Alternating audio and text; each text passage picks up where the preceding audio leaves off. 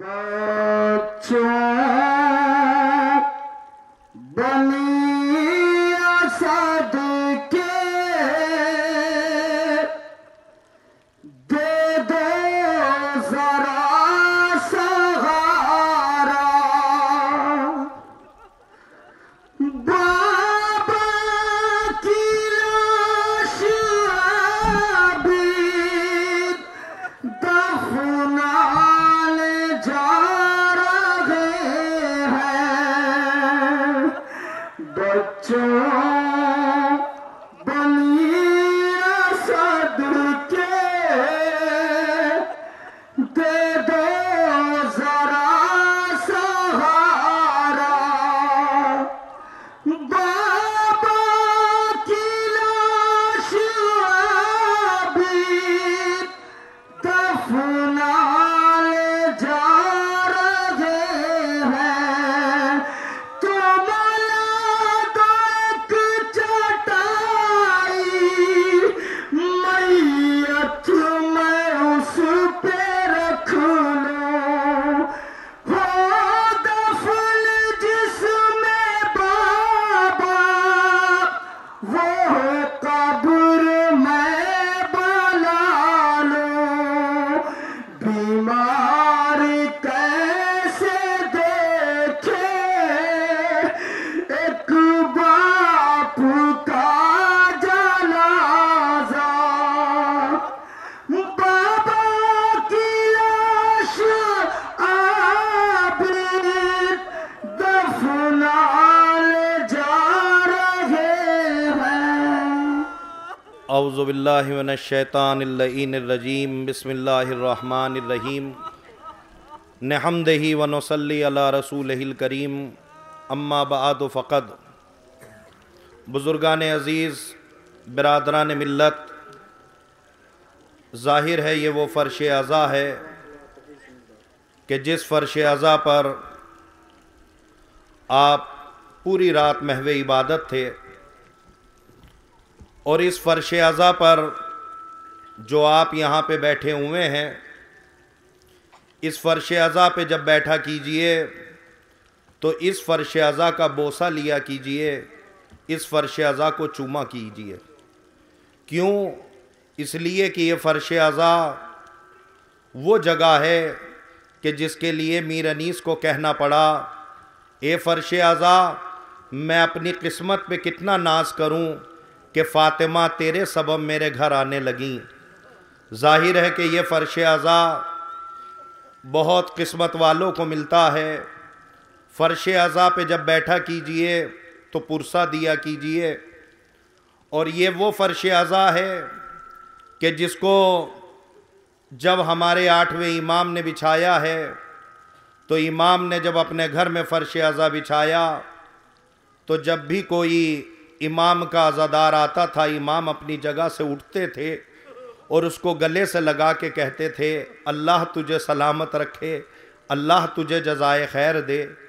और फिर उसके बाद आखिर में जब इमाम का एक शायर कि जिसको देवल ख़ज़ाई कहा जाता है, जब वो आता है तो इमाम सिर्फ़ अपनी जगह से उठे नहीं, बल्कि इमाम अपनी जगह से उठ के आगे बढ़े, और आगे बढ़ने के बाद देवल ख़ज़ाई को गले से लगाया और गले से लगा के कहा, मेरी दादी के मददगार, अल्लाह तुझे सलामत रखे, अल्लाह तुझे खुश रखे।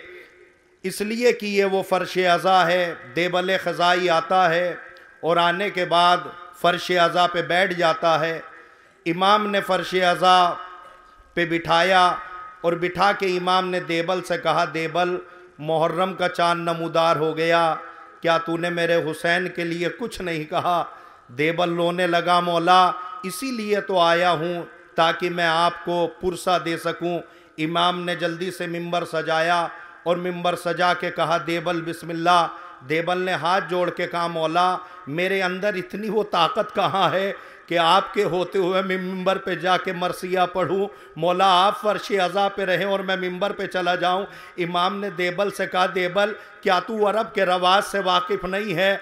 अरब में जब किसी घर से जनाजा निकलता है, जब कुछ उसके लिए इसाले सवाब होता है, तो मर्दों के जनाजे में बाहर दरवाजे पे मर्द खड़े हो जाते हैं, औरतों के दरवाजे पे बाहर औरतें खड़ी हो जाती हैं। ये कह के इमाम रो के कहते हैं, देबल जिस दिन से मेरा हुसैन बाहर गया और जहां जहां पे भी फर्शे अज़ा बिछाया जाता है, देबल मर्दों के मजमे में अली मुर्तज़ा खड़े हो जाते हैं, औरतों के मजमे में फातिमा ज़हरा खड़ी हो जाती है और आने वाले अज़ादार और आने वाली मोमिना के हक में दुआ करती हैं।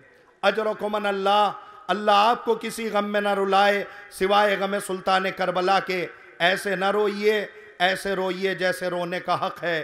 तो जाहिर है कि अब उस मंज़र की तरफ आपको लाने की कोशिश की जा रही है कि जब सरकार हुसैन इब्ने अली ने 28 रजब को जब काफिला मदीने से छोड़ा, तो इमाम हुसैन ने 2 मुहर्रम को जब करबला में वारिद हुए, तो इमाम ने जैसे इस ज़मीन करबला पे पैर रखा, जनाब ज़ैनब तड़प के आई और आके कहती है, माँ जाए इस ज़मीन से और इस खाक से अजीब व गरीब खुशबू आ रही है। इमाम हुसैन ने कहा, बहन सब्र करो। इतना कहने के बाद इमाम ने काफ़िले बनी असद को बुलाया और काफ़िले बनी असद को बुला के कहा कि देखो, मैं ये चाहता हूँ कि मैं इस ज़मीन को आबाद करूँ। काफ़िले बनी असद के सारे लोग आए, सारे के सारे काफिले बनी असद ने बस एक जुमला कहा, मौला हमारे बुजुर्गों ने कहा है इस ज़मीन पे जो भी आया है वो रो के गया है, मौला आप इस ज़मीन पे ना रुकिए। इमाम ने कहा, नहीं, हम इसी ज़मीन को आबाद करेंगे। ऐसा करो कि ये 60,000 दीनार की ये मुझे तुम जो है वो ज़मीन मेरे हवाले कर दो। जाहिर है कि यहाँ पे मैं एक लम्हे के लिए अपने अज़ादारों को रोकूंगा और एक जुमला कहूँगा और यही मजलिस का शायद रुख बन जाएगा और इसको सुने। वो जाहिर है ये है कि इमाम ने करबला की ज़मीन को ख़रीदा है और ये वो ज़मीन है कि जिस ज़मीन पे इमाम हुसैन को दफन होना है। इमाम हुसैन को ज़्यादा दिन रहना नहीं है, ज़्यादा से ज़्यादा 8 दिन इमाम हुसैन रहेंगे, लेकिन इमाम हुसैन 8 दिन के लिए भी कबीले बनी असद से ज़मीन खरीद के क़यामत तक के जवानों को बता रहे हैं, ए अज़ादारों सुनो, हुसैन का असल चाहने वाला वो है जो किसी भी जगह पे रहे उस ज़मीन का मुआवजा दे दे। हुसैन ये नहीं चाहता कि किसी गस्बी जगह पे एक लम्हे के लिए भी पैर रख दे तो चे जाए कि हुसैन का आज़ादार। जब हुसैन किसी गस्बी जगह पे वक्ती तौर पे नहीं रुक सकता तो चे जाए कि उसका चाहने वाला किसी गस्बी जगह पे रहने लगे। ये एक पैगाम है जो इमाम हुसैन ने 2 मुहर्रम को दिया है। फिर उसके बाद इमाम हुसैन ने ज़मीन ख़रीदने के बाद इमाम हुसैन ने काफ़िले बनी असद के हवाले की और हवाले करने के बाद इमाम हुसैन ने एक जुमला कहा, ए काफ़िले बनी असद वालों, ये ज़मीन मैं तुम्हारे हवाले करता हूँ, ये मैंने अली अकबर के नाम कर दी है, बस इतनी मेरी शर्तें मान लेना। देखो, जब फ़ौज अशकिया हमारे जिस्मों को यहाँ पे छोड़ के चली जाए तो तुम सब के सब आ जाना, हमें जो है वो दफन कर देना। हमारी दूसरी शर्त ये है, जब हमारा कोई ज़ायर आए तो हमारा निशान कब्र बता देना।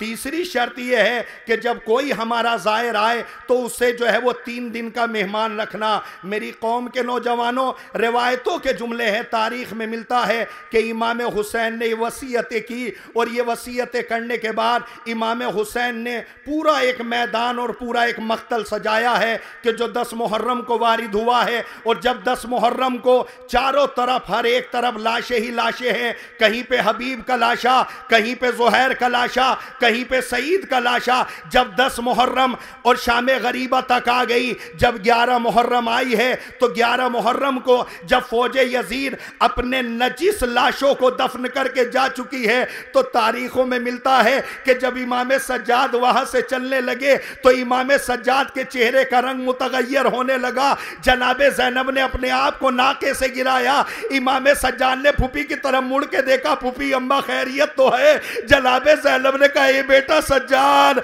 क्या तुम भी जो है वो अपनी जान दे दोगे? बस इतना सुनना था। इमाम सज्जाद ने कहा, फूफी अम्मा। या हुसैन रिवायतों के जुमले हैं, तारीख में मिलता है कि इमाम सज्जाद कहते हैं, फुफी अम्मा इनकी गैरतों को तो देखिए, इन्होंने अपने नजिस मुर्दे दफन कर दिए हैं, लेकिन हमारे बाबा का लाशा जमीन करबला पे पड़ा हुआ है, और वो भी इस तरीके का है। बेटा भी इतना मजबूर है, हाथों में हथकड़ियां, पैरों में बेड़ियां, गले में तोखे खारदार। हाँ मेरे अजीजों, तारीख में मिलता है कि जब 11 मुहर्रम को काफले बनी असद जब वसीयत के मुताबिक जो है वो वारिदे करबला हुआ, आज भी जब आप जाएंगे तो ये काफले बनी असद जब आता है तो सरजमीन करबला पे पहुंचने के बाद यही सदा बुलंद करता है, ऐनल हुसैन, ऐनल हुसैन, ऐनल हुसैन, ए हुसैन कहाँ है। हाँ, कबीले बनी असद की औरतों ने जब गैरत दिलाई तो काफले बनी असद के मर्द हाथों में फावड़ा और खुदाल लेके गंजे शहीदा में आने लगे।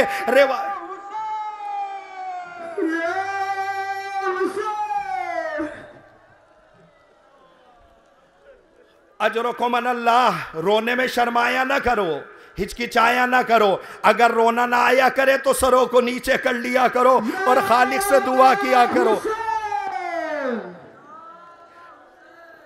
रिवायत के जुमले हैं, ये काफले बनी असद धीरे धीरे गंजे शहीदा की तरफ आ रहा है, अपने हाथ में बेलचे और फावड़े लेके आ रहा है। इसके पीछे पीछे काफले बनी असद के पीछे पीछे रिवायतों में मिलता है औरतें भी आती हैं। और जब काफले बनी असद के मर्दों ने अपनी औरतों से कहा, अरे तुम चले जाओ, हम हुसैन और उनके इज़्ज़ो अकारीब का लाशा दफन कर देंगे, तो कबीले बनी असद की औरतों ने एक जुमला कहा, नहीं नहीं, हम ऐसे नहीं जाएंगे, बल्कि तुम शोहदाए करबला के लाशें दफन करो, हम फुरात से पानी लेके आएंगे, हम फुरात से पानी लेके आएंगे और इन शोहदाए कब्रों की कब्र पे पानी छिड़केंगे। लीजिए मेरे अजीजों, ये काफले बनी असद सरजमीन करबला पे पहुंच गया।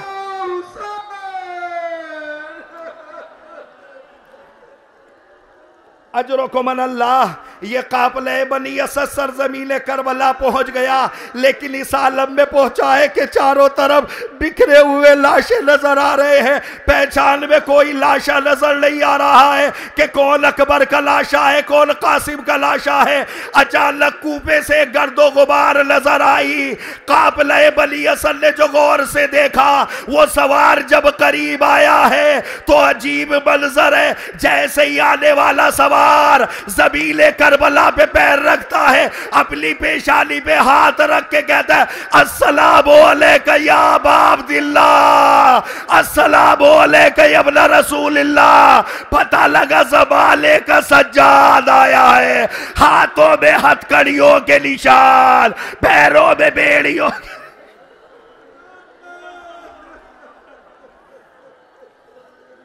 अजरकुम अल्लाह, तारीख में मिलता है, इमाम सज्जाद जैसे ही आते हैं, काफले बनी असद इमाम के कदमों पे आता है और आके कहता है, मौला हम ये चाहते हैं कि इन शोहदाए करबला को दफन कर सके। इमाम ने कहा, तो फिर इरादा क्या मौला, हमारे अंदर इतनी शनाख्त नहीं है, हमारे अंदर इतनी पहचान नहीं है, मौला हमारी मदद करते रहिए और बतलाते रहिए, हम लाशें दफन करते आएंगे। एक बैक इमाम सज्जाद सरजमीन करबला में खड़े होके कहते हैं, एक कबीले बनी असद वालों उठो, और सामने जो लाशा है ये कोई और लाशा नहीं है, ये ओलो मोहम्मद का लाशा है, ये ज़ैनब के दुलारों का लाशा है। अरे ये वो लाशा है कि जब इसके सर जब बीबियों को मिले हैं, हर एक सर बीबी ने ले लिया, इन बच्चों का सर जब लेने वाला कोई न मिला। अचानक ये जुमला आया, क्या इन बच्चों की मां मर गई? अचानक ज़ैनब ने आवाज दी। अरे ऐसा लगे इन बच्चों की मां जिंदा है, मगर मैंने मन्नत माली है जब तक मैं जिंदा रहूंगी मैं हुसैन को रोऊंगी। अजरकुम अल्लाह। लीजिए मेरे अजीजों, ओन मोहम्मद के लाशें उठने लगे, ओन का लाशा आगे आगे, मोहम्मद का लाशा इसके बाद आएगा। ये ओन मोहम्मद के लाशें वो हैं जब मक्तल में, जब खेमे में वापस आए हैं तो इमाम हुसैन ने चारों तरफ देखा और देख के कहते हैं ज़ैनब नजर नहीं आ रही, अरे वो मां नजर नहीं आ रही। अचानक जनाबे फिजा पहुंचती हैं, फिजा ने हर एक खेमे का पर्दा हटाया। अचानक जैसे ही खेमे का पर्दा हटाया तो देखती क्या है, जनाबे ज़ैनब अपने हाथों को बुलंद करके करे परवरदिगार बच्चे बहुत छोटे हैं, परवरदिगार मेरी इस कुर्बानी को कबूल फरमा।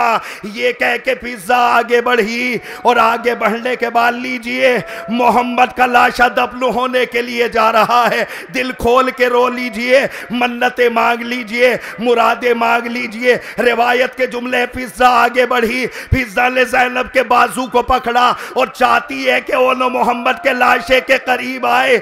जनाबे ज़ैनब ने कहा फिजा बाजू छोड़ो। ये कह के ओनो मोहम्मद के लाशे के करीब आई। करीब आने के बाद दोनों लाशों के दरमियान जगह बनाई और जगह बनाने के बाद सर सजदे खालिक में रख के ज़ैनब ने कहा परवरदिगार तेरा लाख लाख शुक्र है, मेरी इस कुर्बानी को कबूल फरमा।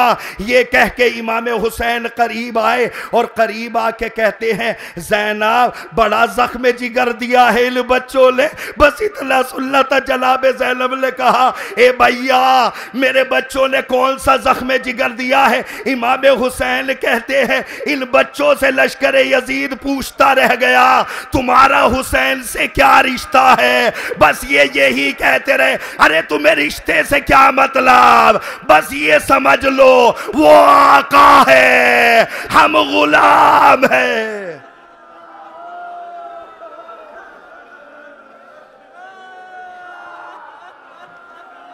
अजरकुम अल्लाह। अल्लाह आपको किसी गम में न रुलाए सिवाय गम सुल्तान करबला के।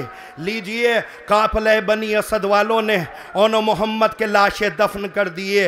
लीजिए अब हम उस लाशे की तरफ चलते हैं जो कहने को लाशा है मगर हकीकत में गठड़ी में बंधा हुआ है कि जिसको कासिम का लाशा कहा जाता है। रिवायत के जुमले हैं जब 10 मुहर्रम आई है, 10 मुहर्रम में जनाबे अब्बास और जनाबे अली अकबर दोनों बैठे हुए बात कर रहे हैं और कहते जा रहे। अब्बास कहते हैं पहले मैं हुसैन पर अपनी जान दूंगा, जनाबे अली अकबर कहते हैं पहले मैं अपनी जान कुर्बान दूंगा। जनाबे अब्बास अकबर से कहते हैं नहीं अकबर ऐसा नहीं है, तुम जो है वो हुसैन के ऊपर जान निछावर न करना वरना मेरे भैया की आंखों का नूर चला जाएगा। अकबर कहते हैं चाचा तो आप भी ल जाइएगा वरना मेरे बाबा की कमर टूट जाएगी। इतना सुनना था। कासिम दौड़ के आते और आके कहते भैया ना आप जाइएगा, चाचा ना आप जाइएगा, ना किसी की कमर टूटेगी ना किसी की आंखों का नूर जाएगा। अरे मैं तो यतीम हूं, बस इतना सुनना था। हुसैन दौड़ के कासिम के करीब आए और करीब आके थे बेटा कासिम तुम मुझे अकबर से ज्यादा प्यारे हो। अजरकुम अल्लाह। रिवायत के जुमले हैं कासिम अकेला शहीद है कि जिसके ऊपर एक ऐसा जुल्म हुआ कि जो करबला के किसी शहीद पर ऐसा जुल्म नहीं हुआ। मक्तल कहता है कि जब जनाबे कासिम मैदान में गए हैं अरज़क़ शामी के सारे बेटों समेत जो है वो जब कत्ल कर दिया, उमर साद अल्लाह इसके ख़ानदान पे लानत करे, ये घोड़े पे खड़ा हो के कहता है ये हाशमी जवान है, ये हसन का खून है, ऐसे नहीं मारा जाएगा, अकेला शहीद है। लाखों के लश्कर ने मिल के कासिम के ऊपर पत्थर मारने शुरू किए। अरे एक बेगैरत गैरत का पत्थर कासिम की पेशानी पे लगा। कासिम घोड़े पे डगमगाने लगे। कासिम जैसे घोड़ी की झील से आना चाहते थे, कासिम का पांव रकाब में फंस गया। इतना सुनना था, हुसैन खेमे से दौड़े और दौड़ के कह रहे थे, ए अब्बास मेरा भतीजा मर गया, मेरा हसन मार डाला गया। इधर के सवार उधर, उधर के सवार उधर। अजरों को मन अल्लाह। रिवायत के जुमले हैं, तारीखों में मिलते हैं कि रिवायत कहती है, तारीख में यह जुमला लिखा हुआ है कि जब हुसैन कासिम के लाशे के करीब पहुंचे हैं तो इमाम हुसैन कहते हैं, कासिम कहां हो? कहीं से आवाज लाई। इमाम हुसैन कहते हैं, कासिम हुसैन बुला रहा है, कहां हो? फिर उसके बाद इमाम हुसैन कहते हैं, कासिम इमाम वक्त बुला रहा है, लब्बैक कहो। इतना सुनना था, जमीन करबला से हर तरफ से आवाज आने लगी, ए चचा मैं यहां हूं। अरे कोई टुकड़ा यहां से, कोई टुकड़ा वहां से। हुसैन ने रदा को बिछाया, सारे टुकड़ों को इकट्ठा किया और इकट्ठा करके खेमे के करीब आए और आके कहते, ए फरवा ये लो तुम्हारा कासिम। फरवा मातम करके कहने लगी। इमाम सज्जाद ने जब कासिम का ये लाशा जब लहद के हवाले किया, इमाम सज्जाद रो के कह रहे थे, ए चचा सज्जाद बहुत शर्मिंदा।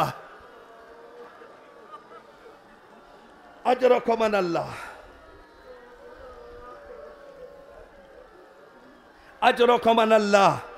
कबीला बनी असद वाले कासिम का ये लाशा जमीन करबला के हवाले करने जा रहे।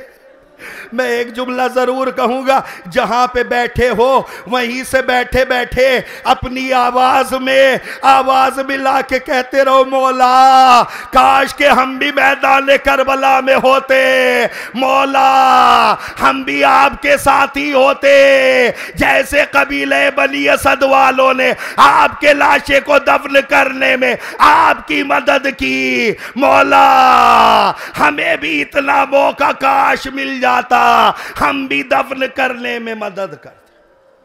अजरकुम अल्लाह, अजरकुम अल्लाह। अब मेरे अजीजों, अब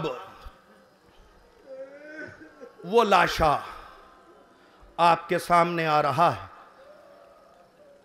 कि जब हुसैन का ये जवान, जब कबीले बनी असद ने इमाम हुसैन को ये ज़मीन दी थी तो इमाम हुसैन ने यह ज़मीन अली अकबर के हवाले की और अली अकबर के नाम की। कबीले बनी असद का एक जवान आगे बढ़ता है और आगे बढ़ के कहता है, मौला आप मेरे लिए दुआ कर दीजिए कि परवरदिगार इतना खूबसूरत बेटा मुझे भी दे दे। इमाम हुसैन ने कहा, भाई मैं तेरी हथ बार मान लूंगा मगर ये दुआ ना करा। उसने कहा, मौला ऐसा क्यों? इमाम हुसैन ने कहा, ये बतला अगर मैंने दुआ कर दी और अल्लाह तुझे दे भी दिया इतना खूबसूरत बेटा, तो ये बतला अगर उसके पाँव में कांटा लग गया तो तेरे ऊपर क्या गुजरेगी? वो कहता है, मौला मर जाऊंगा मगर ये मंजर ना देखूंगा। इमाम हुसैन ने कहा, बस ये दुआ ना करा इसलिए कि ये अकबर के सीने में बर्छी लगेगी। 57 साल का सही बाप अली अकबर के लाशे को कैसे उठाएगा? और जब उठाएगा भी तो ये कह के उठाएगा, ए अब्बास ये लाशा हुसैन से नहीं उठता, अब्बास के लाशे से आवाज आएगी, ए मौला वो आका मौत ने मजबूर कर दिया वरना जरूर इस काम में मदद करता। अली अकबर का लाशा लेके हुसैन चले, खेमे के करीब आना चाहते थे, हुसैन से संभला न गया। हुसैन से लाशा ज़मीन करबला पे रखा, आवाज दी, ए अतफाले बनी हाशिम, ए बनी हाशिम के बच्चों आओ, अकबर का लाशा नहीं उड़ता। उसी तरीके से हुसैन ने जिस तरीके से अकबर के लाशे को खेमे में पहुंचाया था, कबीले बनी असद ने भी उसी उसी तरीके से अली अकबर का लाशा जब कब्र के हवाले किया है, सैयद सज्जाद बहुत रोए और रो के कहते जा रहे थे, ए बाबा ये वही बेटा है कि जिसके जाने से आपकी आंखों की बीलाई चली गई थी।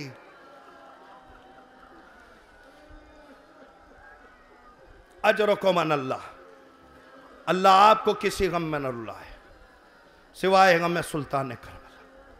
हाँ मेरे अजीजों, आप मुसलसल गिरिया कर रहे हैं। लीजिए, अब अगर मैं कबीले बनी असद से कहूँ कि लाशे अब्बास को दफन करो या लाशे अब्बास को लेके आओ, तो कबीले बनी असद वाले कहेंगे नहीं, हम लाशे को सिर्फ दफन नहीं करेंगे, इसलिए कि उस फुरात के किनारे सिर्फ लाशा ही नहीं है बल्कि अब्बास का अलम है कि जिस अलम को हुसैन लेके गए थे, जिस अलम को लेके अब्बास गए थे, और जैसे जैसे ये अलम फुरात के किनारे बढ़ रहा था, सकीना खेमे में बच्चों से कह रही थी, बच्चों सब्र करो, वो देखो सामने अलम नज़र आ रहा है, मेरा चचा अब गया है पानी लेने के लिए, पानी लेके आएगा, तुम्हें मैं सैराब करूंगी। मैं आपको एक जुमला सुनाता हूँ। रिवायत कहती है कि एक ज़ायर ज़ियारत करने के लिए मौला अब्बास के रोज़े पे गया। उस बड़ा खुशनसीब ज़ायर था, सरदाब में जाने की उसे ज़ियारत मिल गई, उसे इजाज़त मिल गई। सरदाब वो जगह है कि जहाँ पे जनाब अब्बास की असल कब्र है।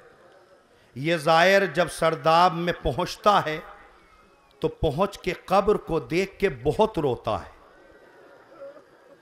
और दिल में ये सोचता है कि कहा तो ये गया है कि ये अब्बास की कब्र है, लेकिन लगता तो ऐसा है कि यह असगर की खबर है।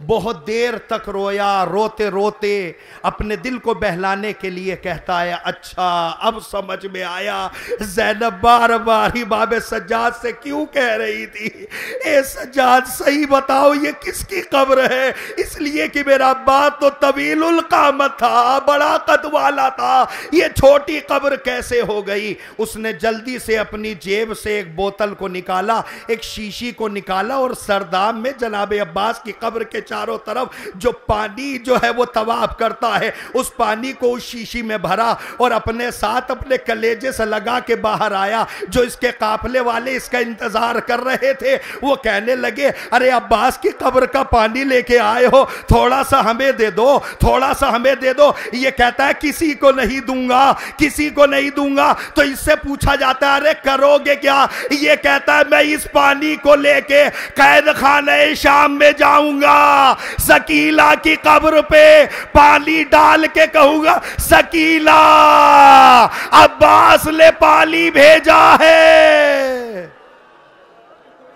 अजरकुम अल्लाह। लीजिए ये अब्बास का लाशा अलम के साथ आ गया है। काश के वो मंजर सकीला ने भी देख लिया हो। जब ये अलम वापस आया है, सकीला ने बच्चों को इकट्ठा करके कहा, ए बच्चों अलम तो आ गया, अलमदार लाया। इमाम सज्जाद ने अपने चचा के लाशे को कब्र में जब उतारा है तो रोते रोते इमाम सज्जाद खड़े हो गए और अपने बाबा से एक जुमला कहने लगे, ए बाबा आज सज्जाद ने उसको भी दफन कर दिया कि जिसकी शहादत के बाद आपने अपनी कमर पे हाथ रख के कहा था, अब्बा तेरे जाने के बाद मेरी कमर टूट। अजरकुम अल्लाह।